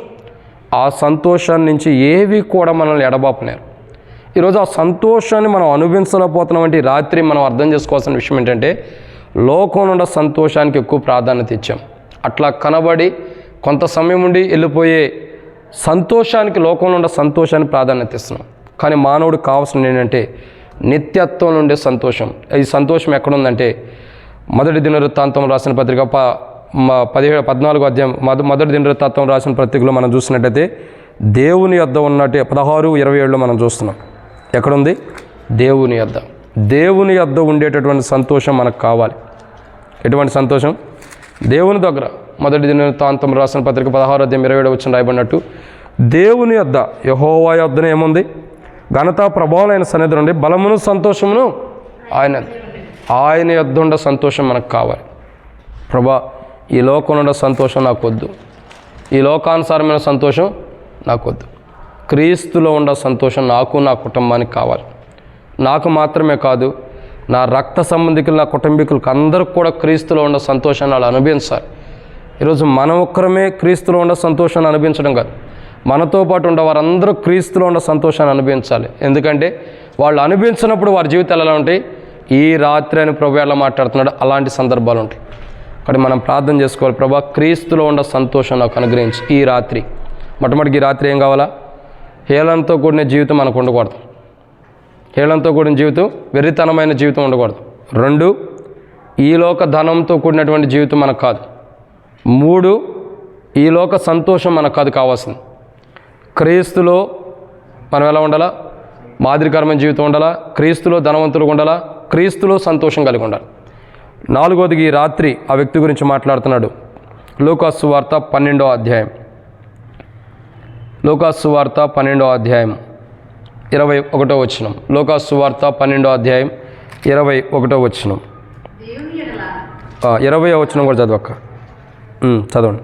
అయితే దేవుడు ఎదువాడా, ఈ రాత్రి నీ ప్రాణం అడుగుతున్నారు, నీవు సిద్ధపరిచినవి ఎవరివగునని అతనితో చెప్పాను. దేవుని ఎడల ధనవంతుడు కాక తన కొరకే సమకూర్చుకున్నవాడు అలాగనే ఉండునని చెప్పాను. చాలా. కాబట్టి ఇక్కడ రాయబడిన మరొక మాట ఏంటంటే 4వదిగా ఈ రాత్రి అని ప్రభు మాట్లాడుతున్నాడు. ఈ రాత్రి దేని గురించి మాట్లాడుతున్నాడంటే, 1, మనము ఎలా ఉండాలా? వెర్రితనం లేకుండా, అనేకులకి హేళనకరంగా లేకుండా మాదిరికరమైన జీవితం కొరకు ప్రార్థించుకోవాలి. ఉంటే మాదిరికరమైన జీవితం ఉంటే ఇంకా రెట్టింపు అవటం కొరకు. 2, ఎలా ఉండాలా? క్రీస్తులో ధనవంతులుగా, దేవుని ఎడలే ధనవంతులుగా అవటం కొరకు ప్రార్థన చేయాలి. 3, ఈ లోకంలో ఎలా ఉండాలి? సంతోషాన్ని మనం విడిచిపెట్టుకోవాలి. ఈ లోకంలో సంతోషాన్ని మనం విడిచిపెట్టుకుని క్రీస్తులో సంతోషాన్ని మనం, మన కుటుంబాలు అనుభవించడం కొరకు ఈ రాత్రి ప్రార్థన చేయాలి. 4వ మాట ఏంటంటే ఇక్కడ రాయబడిన మాట 20వ వచనం రాయబడుతూ వచ్చింది. అయితే దేవుడు, వెరివాడ, ఈ రాత్రి నీ ప్రాణం అడుగుతున్నాను, నీవు సిద్ధపరిచినవి యవనువగునని అతనితో చెప్పాను. 4వ మాట ఏంటంటే నీవు సిద్ధపరిచినవి. అంటే తాను తన కొరకు సిద్ధపరచుకున్నాడు, కానీ తాను దేవుని రాజ్యానికి వెళ్ళడానికి స్థిరపడతలా. అర్థమవుతుందండి? తాను ఈ లోకంలో జీవించడానికి స్థిరపరచుకుంటున్నాడు, అన్నిటినీ అంటే సిద్ధపరచుకుంటున్నాడు. కానీ దేవుని రాజ్యం కొరకు ఏమీ సిద్ధపరచుకోలేకపోతున్నాడు. దేని కొరకు సిద్ధపరచుకుంటున్నాడు? ఈ లోకంలోనే. ఏమంటున్నాడు ప్రభు కూడా, ఈ రాత్రి నీ ప్రాణం అడుగుతున్నాను, నీ సిద్ధపరిచిన యవనువగును. యవను కోసం సిద్ధపరచుకున్నాడు, తన కోసం, తన కుటుంబం కోసం సిద్ధపరచుకున్నాడు. ఏవి సిద్ధపరచుకున్నా. కానీ ప్రభు ఏమంటున్నాడు? నీవు సిద్ధపరచుకోవాల్సినవి ఎక్కడుండవి కావు. మరి ఎక్కడ వాటి కొరకు సిద్ధపరచుకోవాలా? పరసంబంధమైన వాటి కొరకు సిద్ధపడాలి. అందుకే ప్రభు అంటాడు కదా, మత్తయి సువార్త 24:44 అంటాడు, మీరు అనుకున్న గడియల్లో మనిషి కుమారుడు వచ్చును కనుక మీరును సిద్ధముగా ఉండుడి. ఇంకా చూసినట్టయితే అపోస్తలుడైన పౌలు తెస్సలోనికీయులకు రాసిన మొదటి పత్రిక 4వ అధ్యాయం 16-17 వచనాల్లో పౌలు అంటాడు, మీరు అనుకున్న ఏమంటాడు, కడబోరం రోగంగానే మృతులైన వారు లేపబడతారు, ఆ మీదట సజీలమై ఉండ మనము ఆయనతో పాటు మేఘమండలమే కొనిపోబడతాము అని బైబిల్లో రాయబడుతూ వచ్చింది. ఎందుకు? ఇవన్నీ పౌలు చెప్పిన, ప్రభు మత్తయి సువార్త 24వ అధ్యాయంలో 44 వచనాలు చెప్పిన, ఇంకా 25వ అధ్యాయము 1వ వచనం కానించి 10-12 వచనాల్లో మా మత్తయి సువార్తలో ప్రభు చెప్పిన మాటలు కూడా సిద్ధపాటు గురించి ఎందుకు చెబుతున్నాడు? సిద్ధపరచబడుతున్నటువంటి కన్యకల గురించి ఎందుకు చెబుతున్నాడు? మత్తయి సువార్త లోకా సువార్త 22వ అధ్యాయంలో కూడా చూసినట్లయితే పెండ్లి కుమారుడు త్వరగా రాబోతున్నాగా పెండ్లి విందు కొరకు సిద్ధపడమని ఎందుకు చెబుతున్నాడు? ఇవన్నీ కారణాలు ఏంటంటే దేవుని కొరకు మనం సిద్ధపడాలి. దేని కొరకు? దేవుని కొరకు. అంటే మనం దేని కొరకు సిద్ధపడుతున్నాం అనేది ప్రాముఖ్యత. ఒక్కొక్క వ్యక్తి ఒక్కొక్క దాని కొరకు సిద్ధపరచబడవచ్చు. సో మనం దేని కొరకు సిద్ధపరచబడుతున్నాం? మీరు లోకంలో ఉన్నటువంటి డ్యూటీల విషయాల్లో చూస్తున్నట్లయితే ఒక అతను, ఇప్పుడు మినిస్టర్లు కూడా ఉంటారు, ఇరిగేషన్ మంత్రి ఒక అతను ఉంటాడు, ఇంకా మున్సిపల్ మంత్రి ఒక అతను ఉంటాడు, ఇంకా పంచాయతీరాజ్ మంత్రి ఒక అతను ఉంటాడు. ఇంకా చూసినట్లయితే ఒక్కొక్క వ్యక్తి ఒక్కొక్క దానికి నియమించబడతాడు. తన పని తనకి ఇవ్వబడిన బాధ్యత ఏంటంటే సక్రమంగా నెరవేర్చుకుంటే బహుమానం వచ్చింది, నెరవేర్చుకోకపోతే తర్వాత తీర్పు అన్న జడ్జిమెంట్ ఉండేది. సో ఎందుకు చెబుతున్నాం అంటే ఒక్కొక్క మనిషి ఒక్కొక్క దాన్ని స్థిరపరచుకుంటున్నాడు. పైన ఆయన ఇస్తున్నాడు, దాన్ని బట్టి స్థిరపరచుకుని ఇచ్చిందాన్ని స్థిరపరచుకుంటున్నాడు. ఈరోజు మనం అర్థం చేసుకోవాల్సిన విషయం ఏంటంటే మనం దేన్ని స్థిరపరచుకుంటున్నాం? దేవుని రాజ్యం కొరకు ఏమి స్థిరపరచుకుంటున్నాం? ఎందుకంటే బైబిల్ అంటుంది కదా, ఏవి విత్తుతామో అవి కోస్తాం. పోయిన వారం కూడా చూస్తూ వచ్చాం, ఆదివారం బల్ల దగ్గర కూడా. మీలో ఎలా ఉండాలా? మీలో పరలోక రాజ్యంలో గొప్పవాడు అయ్యి ఉండాలంటే అల్పుడుగా ఉండాలి. అంటే మనం అల్పుడుగా ఉండటానికి సిద్ధపడాలా? దేవుని రాజ్యం వెళ్ళటానికి సిద్ధపడాలా? బహుమానం పొందటానికి సిద్ధపడాలా? ప్రభు స్వరం వినటానికి సిద్ధపడాలా? ఇవన్నీ కూడా మనం స్థిరపరచుకోవాల్సినవి. దేవుని రాజ్యం కొరకు, ఇంకా పెండ్లి విందు కొరకు, ఇంకా ప్రభువుని ఎదుర్కోవడానికి, ప్రభు స్వరం వినటానికి, ఎత్తబట్టడానికి, ఇంకా సజీవులుగా బ్రతికున్నప్పుడు ప్రభు మధ్యాకాశానికి వస్తే కొనుపోబట్టడానికి, వీటన్నిటి కొరకు మనం ఏమై ఉండాలంటే స్థిరపరచుకోవాలి మన జీవితాన్ని. క్రీస్తులో స్థిరపరచుకున్నప్పుడు, క్రీస్తులో అన్నిటినీ నిలవబెట్టుకున్నప్పుడు, క్రీస్తులో అన్నిటినీ నిలబెట్టుకుని సిద్ధపడినప్పుడు మనం దేవుని దగ్గరికి వెళ్ళడానికి సిద్ధంగా ఉంటాం. ఈరోజు అర్థం చేసుకోవాల్సిన 4వ కోణం ఏంటంటే దేవుని రాజ్యం కొరకు మనం ఏం చేయాలా? దేవుని కొరకు స్థిరపడాలి. కానీ ఈ వ్యక్తి ఎలా ఉంటాడంటే ప్రభు మాట్లాడుతున్న వ్యక్తి తన ప్రాణం కొరకు స్థిరపరచుకుంటున్నాడు. దేని కొరకు? తన ప్రాణం కొరకు. అంటే తన కొరకు తాను స్థిరపరచుకుంటున్నాడే కానీ దేవుని కొరకు కానీ దేవుని రాజ్యం కొరకు కానీ స్థిరపరుస్తున్న అనుభవం లేదు. దేని కొరకు స్థిరపరుస్తున్నాడు? తన కొరకే.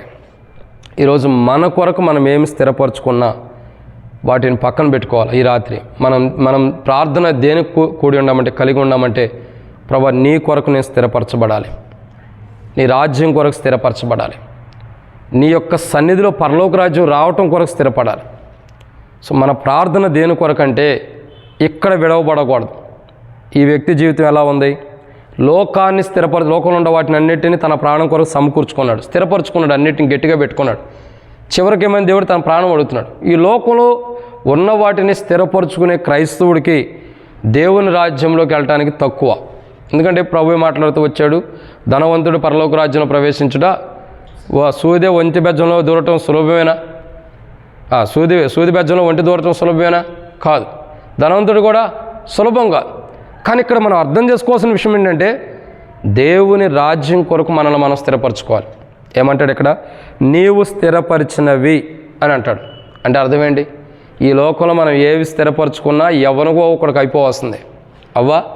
ఎవరికో ఒకరికి అవ్వాల్సిందే. ఈ లోకంలో మనం ఏం స్థిరపరచుకున్నా, అందుకే అంటాడు లోకంలో ఒక మాట ఉండేది, రాజుల సొమ్ము ఏమైంది? రాళ్ల పాలైందని. అంటే అర్థం ఏంటి? ఈ లోకంలో ఎంత స్థిరపరచుకున్నా అది మన పర్మనెంట్గా ఉండేది కాదు. అది అనుభవించేదాకా కూడా మనం ఉంటాం లేదు తెలియదు. కానీ ప్రభు యొక్క వాక్యం అంటుంది, క్రీస్తులో మనం ఏం అవ్వాలా? స్థిరులు కావాలి. మనం స్థిరత్వం కలిగి క్రీస్తులో ఉండాలా. స్థిరత్వం అంటే చంచల మనసు ఉండదు.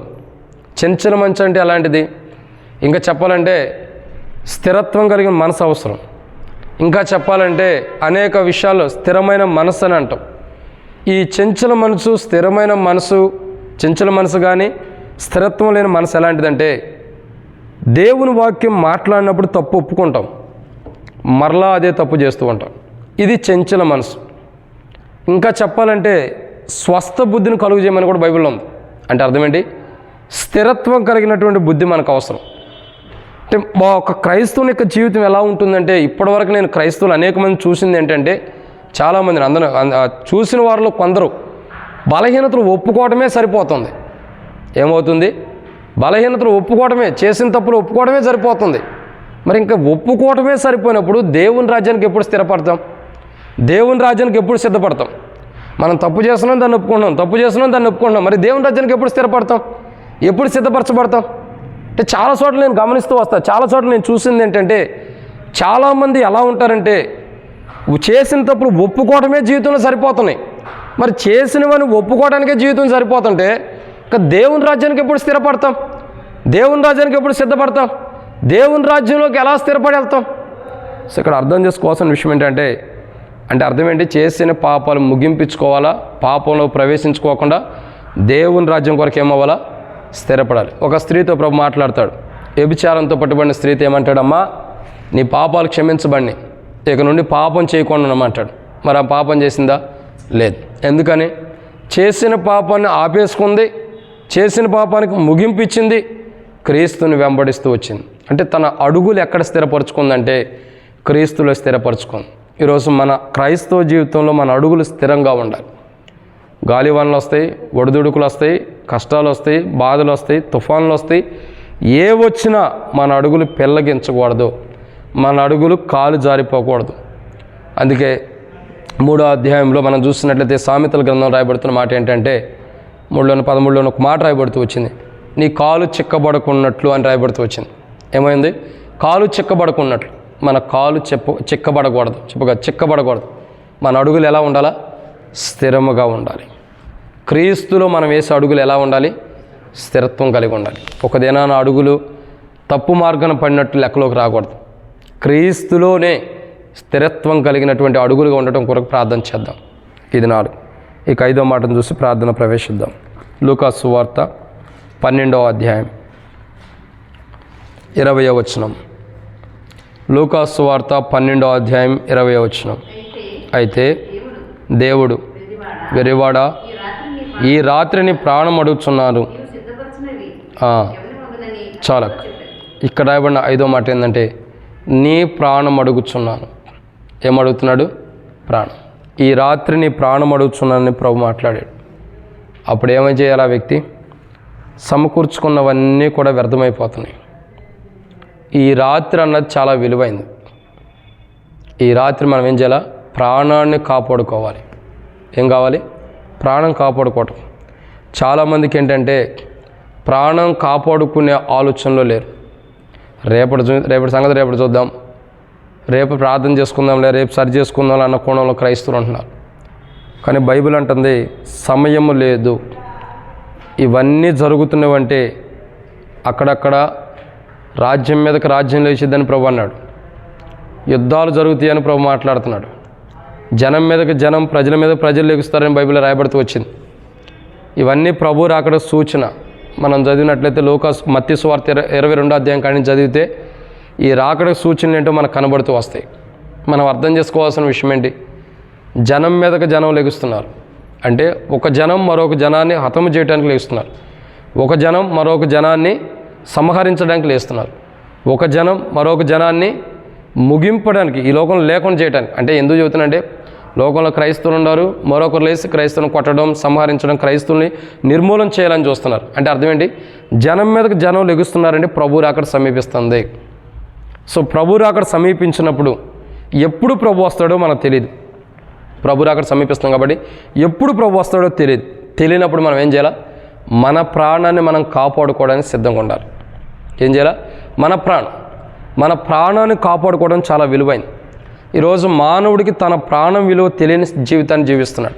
అది లోకంలో ఉండే వ్యక్తుల గురించి మనం మాట్లాడుకోవద్దు, కానీ క్రైస్తవుల గురించి. ఇది నామకార్థమైన క్రైస్తవుల, రక్షణ లేనివారా, రక్షణ పొందినవారా అన్నది తర్వాత. ఒక క్రైస్తవుడు అంటే రక్షణ పొందినవాడైనా పొందినవాడైనా క్రైస్తవుడైనా పిలువబడుతున్న ప్రతి మానవుడు ఎలాంటి స్థితిలో ఉన్నాడంటే తన ప్రాణం విలువ తనకు తెలియనటువంటి స్థితిలో ఉన్నాడు. ఎలా ఉండారు? తన ప్రాణం విలువ తనకు తెలియట్లా. చూడండి, ప్రాణం విలువ ఎప్పుడు తెలిసిద్ది? మనం ఉండం, ఒక ఇంటికి పెద్దగా ఉంటాం, యజమానుడిగా. సపోజ్ మా ఇంటికి ఉండరు, నేనే యజమానుడు అనుకోండి. నేను ఉన్నంతకాలం కుటుంబానికి ఏం తెలియదు. ఎందుకు? ఒక యజమానుడు ఉన్నాం కాబట్టి ఏదైనా సరే కష్టాలు, బాధలు, ఒడిదుడుకులైనా భరించి ఏటినైనా తట్టుకుంటూ మనం కుటుంబాన్ని లాక్కుంటూ వెళ్తాం కాబట్టి వెనకున్న కుటుంబానికి ఏం తెలియదు, పిల్లలకు కానీ భార్యకు కానీ ఇంకా రక్త సంబంధులకు కానీ ఎవరికేం తెలియదు. ఈ యజమానుడు లేనప్పుడు తెలిసిద్ది చరిత్ర. ఎప్పుడు? యజమానుడు లేనప్పుడు ఆ వ్యక్తి యొక్క విలువ మనకు తెలిసిద్ది. చూడండి, ఆ వ్యక్తి లేనప్పుడు అనుకుంటాం, అయ్యో పిల్లలు అనుకుంటారు మా నాయన ఉంటే బాగుండేది, భార్య అనుకునేది నా భర్త ఉంటే బాగుండేదని, భర్త అనుకుంటాడు నా భార్య ఉంటే బాగుండేదని, తల్లిదండ్రులు అనుకుంటారు నా పిల్లలు ఉంటే బాగుండేది. అంటే మనిషి ప్రాణంతో ఉన్నప్పుడు దాని విలువ మనకు తెలియదు. ఎన్నో మాటలు అనుకోవచ్చు, తిట్టుకోవచ్చు, కొట్టుకోవచ్చు. ఆ మనిషి పోయినప్పుడు మనకు అర్థమైంది ఆ విలువ ఏంటన్న. ఎందుకు చెప్తున్నామంటే ఈ లోకంలో ప్రాణం విలువ చాలా విలువైంది. ఈ లోకంలో కాదు, దేవుని రాజ్యంలో కూడా. దేవుడు అసలు ప్రభు ఎందుకు వచ్చాడంటే ప్రాణాన్ని కాపాడటానికే కదా, మన ఆత్మని, అంటే ఆత్మలో ఉండేటటువంటి జీవాన్ని కాపాడటానికి వచ్చాడు. సో ఇక్కడ అర్థం చేసుకోవాల్సిన 5వ కోణం ఏంటంటే ప్రాణం చాలా విలువైంది. ఏది? ప్రాణం. మన ప్రాణమును కాపాడుకోవడానికి మనం ఏం చేయాలా? ప్రార్థన చేసుకోవాలి. ప్రభా నేనే కాదు, నా కుటుంబంలో ఉండవారి ప్రాణాలు, అందరి ప్రాణాలు కాపాడబడాలి. ప్రాణం కాపాడబట్టమంటే ఒక సహోదరి నేను ఒక 31st నైట్కి మీటింగ్కి వెళ్తే అడిగింది, అన్న ప్రాణం వేరు ఆత్మ వేరా అని అడిగింది. ప్రాణము ఆత్మ. ప్రాణం అంటే ఏంటి? బైబిల్ ప్రకారం రక్తమే ప్రాణం, మానవుల్లో ఉండవు. కానీ ఇంకో కోణం ఉంది, ఏంటంటే జీవము. ఇప్పుడు ప్రాణంతో ఉండాడని మనం ఎవరిని అంటాం? బ్రతికుండా ఉండి అంటాం. అంటే అర్థం ఏంటి? తనలో జీవం ఉంది కాబట్టి ప్రాణంతో ఉండాడంటాం.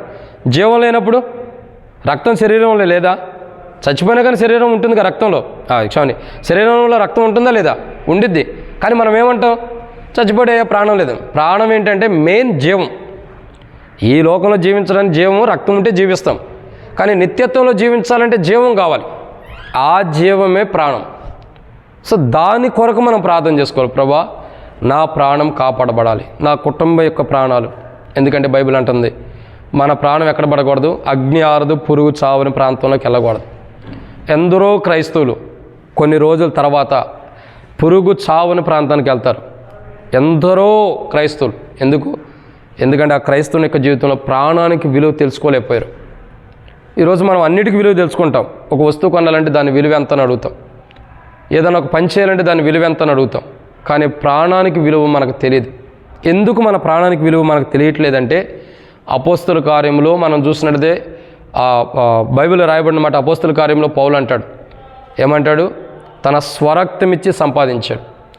మనం మన ప్రాణాన్ని కాపాడుకోవడానికి సంపాదించుకుంటే మనకు తెలిసిద్ది దాని విలువ. మనం సంపాదించుకోలేదు కదా, మన ప్రాణాన్ని ఎవరు సంపాదించారు? ప్రభువు సంపాదించాడు. అందుకే దాని విలువ, దాని క్రయదానం ఏంటో మనకు తెలియట్లా. ప్రతి మానవుడు తన ప్రాణాన్ని కాపాడుకోవడానికి ప్రభు సన్నిధిలో ప్రార్థన జీవితం కలిగి ఉండాలి. ప్రాణం అంటే జీవం, నిత్యత్వంలో జీవించడం కొరకు తన ప్రార్థన జీవితం ఉండాలి. ఇది 5వ మాట. సో ఇక్కడితో ముగిద్దాం. కాబట్టి దేవునికి వాక్యం చెప్పే మాట ఏంటంటే ఈ రాత్రి, అంటే ఆ రాత్రి ప్రభు ఏమని అడుగుతున్నాడంటే, ఏమడుగుతున్నాడు ఆ వ్యక్తిని? ఆ వ్యక్తి వెర్రివాడుకుంటాడు. అంటే అర్థం ఏంటి? అనేకులు హేళనకరమైన జీవితాన్ని, క్రైస్తవ జీవితాన్ని జీవిస్తున్నాడు. 2 క్రీస్తులో ధనవంతుడిగా లేడు దేవునిలో. 3 లోకంలో ఉన్న సంతోషాన్ని అనిపిస్తున్నాడు. 4 క్రీస్తులో ఏమవట్లా, క్రీస్తులో స్థిరత్వం కలగలేదు. తన కొరకే స్థిరపరచుకున్నాడు కానీ క్రీస్తులో దేవుని రాజ్యం కొరకు స్థిరపడుకోవాల. 5 తన ప్రాణం కొరకే చూసుకుంటున్నాడు కానీ తన ప్రాణం యొక్క విలువ ఈ లోకంలో ఉండే ప్రాణం కొరకు చూసుకుంటున్నాడు కానీ నిత్యత్వం నుండి జీవాన్ని కొరకు తను చూసుకోవట్లా. 6వ మాట ఇక్కడ రాయబడిన మాట ఏంటంటే, ఒక మాట ఉంది. ప్రభు అంటాడు కదా 19వ వచనం,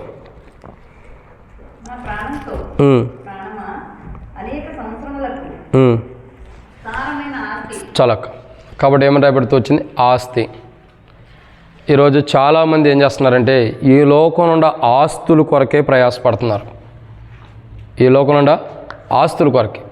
దేవుని రాజ్యం నుండి ఆస్తి కొరకు ఎవరు ప్రయాసపడతలా. ఈ లోకం నుండి ఆస్తుల కొరకే. చూడండి, ఈ లోకం నుండి ఆస్తులు మనకు అప్పులు పాలైనప్పుడు ఆస్తి పోయిద్ది, ఉండదు. కానీ పరలోకం నుండి ఆస్తి ఎలాంటిది? ఎప్పటికి కూడా స్థిరత్వం కలిగింది. ఈ లోకంలో మనుషులు దేని కొరకు ప్రయాసపడుతున్నారంటే ఈ లోకానుసారమైన ఆస్తుల కొరకు. ఇవి శాశ్వతమైనవి కావు. ఇవి కొంతసేపు నీటి మీద బుడగలాంటివి. ఆ నీటి మీద ఉన్న బుడగ కొంత దూరం వెళ్ళి పగిలిపోయేది. మన దగ్గర ఉన్న ఆస్తులు కూడా కొంతకాలం ఉంటాయి, తర్వాత అది ఏదో ఒక రీతిలో పోతానే ఉంటాయి. కానీ ఈ లోకంలో ఉండే ఆస్తులు కాదు, క్రీస్తులో ఉండే ఆస్తి కొరకు మనం ప్రయాసపడాలి. 7వ మాట ఏంటంటే 21వ వచనం, దేవుని ఎడల ధనవంతుడు కాక తన కొరకే సమకూర్చుకునేవాడు అలాగునే ఇండునని చెప్పాను. ఎలాగూ ఆ వ్యక్తిలాగా దేవుని కొరకు సమకూర్చుకునే విధానం లేకుండా, దేవుని ఎడల ధనవంతుడు కాకుండా లోకంలో ధనం కొరకు ప్రయాసపడుతూ లోకాన్ని కొరకే జీవించే వ్యక్తి ఎలా ఉన్నాడు? తన జీవితము ఇలాగే ఉందని ప్రభు మాట్లాడుతున్నాడు. అయితే ఇక్కడ రాయబడిన మాట ఏంది? తన కొరకే సమకూర్చుకునేవాడు. ఏమి సమకూర్చుకున్నా దేని కొరకు సమకూర్చుకుంటున్నాడు? ప్రయోజనం లేని వాటిని సమకూర్చుకుంటున్నాడు. ఏం సమకూర్చుకుంటున్నాడు? ప్రయోజనం లేనటువంటి వాటిని. చూడండి, ఈరోజు మనం దేని కొరకు సమకూర్చుకుంటున్నాం?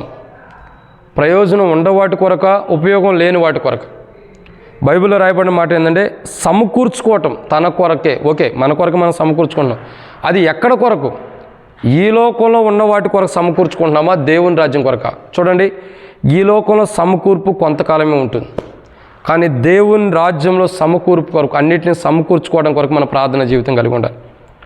దేవుని రాజ్యంలో అనేకమని మనం సమకూర్చుకోవాలి. ఇక్కడ నువ్వు ఒక ప్రార్థనా జీవితం కలిగి ఉంటే అక్కడ ఒక బహుమానం సమకూర్చబడింది. ఇక్కడ ఒక దేవుని కొరకు సాక్షిగా జీవిస్తే అక్కడ ఒక బహుమానం సమకూర్చబడింది. ఇక్కడ దేవుని కొరకు నువ్వు ప్రయాసపడితే అక్కడ దేవుని రాజ్యంలో సమకూర్చబడింది. ఇక్కడ నువ్వు దేవుని కొరకు ఏది చేయడానికైనా సిద్ధపడితే అక్కడ దేవుని రాజ్యంలో మరొక బహుమానం సమకూర్చబడింది. అంటే మనం ఈ లోకంలో ఏం జీవిస్తున్నామో దాన్ని బట్టే దేవుని రాజ్యంలో సమకూర్చబడింది. ఈరోజు మనం ఏం చేయాలంటే తన కొరకు, అంటే మన కొరకు ఈ లోకం సమకూర్చుకునేది కాదు. మన కొరకు ఎక్కడ సమకూర్చుకోవాలా? దేవుని రాజ్యం. మన కొరకే కాదు, మన కుటుంబీకులు తన కొరకు కూడా, మన ఇంటి వారి కొరకు కూడా వాళ్ళు ఏం చేయాలి? మన ఇంట్లో ఉన్న ప్రతి ఒక్కరి కొరకు వాళ్ళు సమకూర్చుకోవాలి. దేవుని రాజ్యంలో ఎవరి దాళ్ళు సమకూర్చుకోవాలి. నా భార్యకి, నా పిల్లలకి, నాకు మొత్తం కలిపి ఒకటే ఈ ప్రభు ఆస్తి అంటే కుదరదు. ఎవరికి వాళ్ళే. అక్కడ దేవుని రాజ్యంలో స్త్రీ పురుషుడు అని లింగభేదాలు లేవు. స్త్రీలు పురుషులని ఒకే విధానంలో ఉంటారు. అందుకే భగత్ సింగ్ గారు కూడా ఆరాధన చేసే విషయంలో కానీ, ప్రార్థించే విషయంలో కానీ ఒక సహోదరుడు సహోదరి అని ఎందుకు పెట్టాడంటే భేదం లేదు దేవుని రాజ్యంలో. దేవుని రాజ్యంలో వ్యత్యాసం ఎలా లేదు, ఇక్కడ కూడా ఉండదని దానికి సాదృశ్యంగానే పెట్టాడు. కాబట్టి అర్థం చేసుకుందాం. 7వ మాట సమకూర్చుకోవాలి. దేవుని రాజ్యంలో మనం బహుమానాలు సమకూర్చుకోవాలి. అదే పౌలు అంటాడు, తిమోతేయులకు రాసిన పత్రికలో పౌలు అంటాడు, నా కొరకు నీతి కిరీటము ఉంది, సిద్ధపరచబడింది, అంటే సమకూర్చబడింది. అట్లు మనం దేవుని రాజ్యంలో అనేకమైనవి సమకూర్చుకోవాలి. కానీ ఈ మనుషుడు ఆ మనుషుడితో మాట్లాడుతున్నాడు. ఈ రాత్రి అని పాయింట్అవుట్ చేసి ఎందుకు మాట్లాడుతున్నాడు? ఆ రాత్రి ఆ మనుషుడికి ఏముంది? 1, ఆ వ్యక్తి జీవితం వెరితనంగా ఉంది. 2, ఆ వ్యక్తి జీవితం ఎలా ఉంది? దేవునిలో కాక లోకంలో ధనవంతుడిగా ఉంటున్నాడు. 3, ఆ వ్యక్తి జీవితం ఎలా ఉంది? ఆ రాత్రి లోకంలో సంతోషాన్ని కోరుకుంటున్నాడు. 4, ఆ రాత్రి ఆ వ్యక్తి జీవితం ఎలా ఉంది? తన కొరకు స్థిరపరచుకుంటున్నాడు కానీ దేవుని రాజ్యంలో స్థిరపరచుకోవడం లేదు. దేవుని క్రీస్తులో అడుగులు స్థిరంగా లేవు. 5, తన ప్రాణం కోసం చూస్తున్నాడు కానీ దేవుని రాజ్యం నుండే జీవం తన ప్రాణం కొరకు ఎదురు చూడట్ల, భూమి మీద తన ప్రాణం కొరకు చూస్తున్నాడు. 6, ఆస్తిని సంపాదించుకుంటున్నాడు, క్రీస్తులో కాదు. 7, తన కొరకు తను అన్నీ సమకూర్చుకుంటున్నాడు. ఈ లోకంలో దేవుని రాజ్యాన్ని ఏం సమకూర్చుకోవట్లేదు. ఈరోజు మనం 7 అంతల అనుభవం దాంట్లో ఉంటే ఈ రాత్రి ప్రభువు దగ్గరికి వచ్చి ప్రార్థన చేసుకుందాం. ప్రార్థన చేద్దాం. ఈ రాత్రి అని ప్రభు మాట్లాడుతున్నప్పుడు ఈ రాత్రే మనం ప్రార్థన చేద్దాం. ప్రభా, ఈ రాత్రి 7 అంతల అనుభవంలో ఇదిగో పలానా విషయంలో నాలో ఉంది, దాని నుంచి నాకు విడుదల దయచేయి. ఈ రాత్రి నుండి నేను ఇక నుండి 7 అంతల అనుభవంలో జీవిస్తూ ఉంటా. ఈ రాత్రి నుండే 7 అంతల అనుభవంలోనే నేను జీవిస్తూ ఉంటా. ఈ 7 అంతల అనుభవంలో నుండి నేను దారి తప్పిపోకుండా కూడా నన్ను నువ్వే క్రీస్తులు అడుగు స్థిరపరచని ప్రార్థన చేసుకుందాం.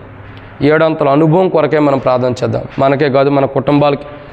అదే రీతిలో క్రీస్తులు అడుగులు స్థిరపడినట్లు ఎల్షద్దాయి మందిరం యొక్క అడుగులు కూడా దేవుడు నరసబుల్లో స్థిరపడటానికి మందిర స్థలం కొరకు కూడా ప్రార్థన చేద్దాం. ఎందుకంటే మనకు ఆ అంశాలు అవసరమైనవి. ఎప్పుడైతే 7 అంతల అనుభవం కొరకే మనం ప్రార్థన చేస్తామో, ఈ రాత్రే మన చివరిదైతే 7 అంతల అనుభవంలోకి వచ్చిన తర్వాత బహుమానం ఉండేది. మరొక రాత్రి దేవుడు ఇచ్చిన 7 అంతల అనుభవంలోకి మనం రావాలి. సో 7 అంతల అనుభవం ఆ వ్యక్తి లేడు, నష్టపోతున్నాడు. కానీ మనం నష్టపోయే స్థితిలో ఉంటే ఆ వ్యక్తికి సమయం లేదు, కానీ మనకు సమయం ఇచ్చాడు దేవుడు. 7 అంతల అనుభవంలోకి వచ్చి 7 అంతల అనుభవాన్ని రాత్రి కాల సమయంలో ప్రభు మాట్లాడినట్టు ఈ రాత్రి 7 అంతల అనుభవాన్ని మనం పొందుకున్నట్లు మనమే కదా, మన కుటుంబీకులు, మన బంధువులు అందరూ కూడా ఇటు 7 అంతల అనుభవాన్ని పొందుకోవడం కొరకే ప్రార్థన చేద్దాం. అంటే ప్రార్థన మనం చేయనట్లు ప్రభు మనకి సహాయం చేయను గాక. ఆమేన్.